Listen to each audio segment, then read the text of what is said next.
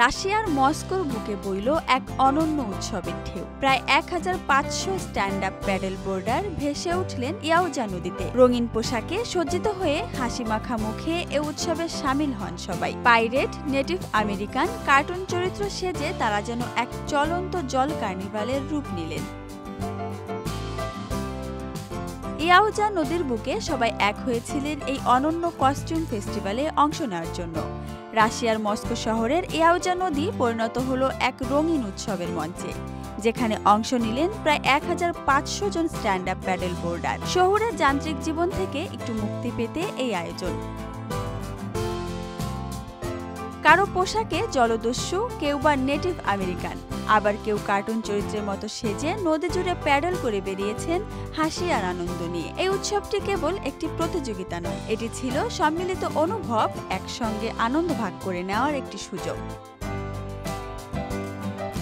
Princess jasmine চরিত্রে সেজে আসা অক্সানা বলেন, আমরা এই ইভেন্টের জন্য অনেকদিন ধরে প্রস্তুতি নিচ্ছিলাম।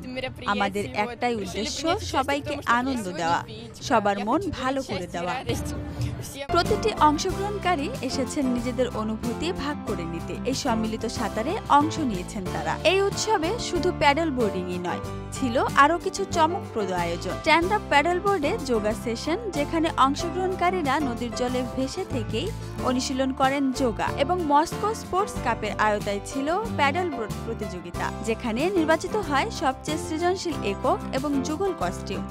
এই পুরস্কার শুধু পোশাকের নয়, বরং সেই আনন্দ, আবেগ আর সৃষ্টিশীলতার স্বীকৃতি। এই আয়োজন প্রমাণ করে উৎসবের ভাষা বিশ্বজনীন, যেখানে প্রতিযোগিতা নয়, ভাগাভাগির আনন্দটাই মুখ্য বিষয়। মস্কোর ইয়াউজা নদীতে সেই আনন্দ আজ ছড়িয়ে পড়েছে সারা দুনিয়ায়, আর আমাদের মনে জাগিয়েছে একটিই কথা: জীবন হোক আরো রঙিন, আরো সৃজনশীল, আরো আনন্দময়। Desk report, Dhaka express.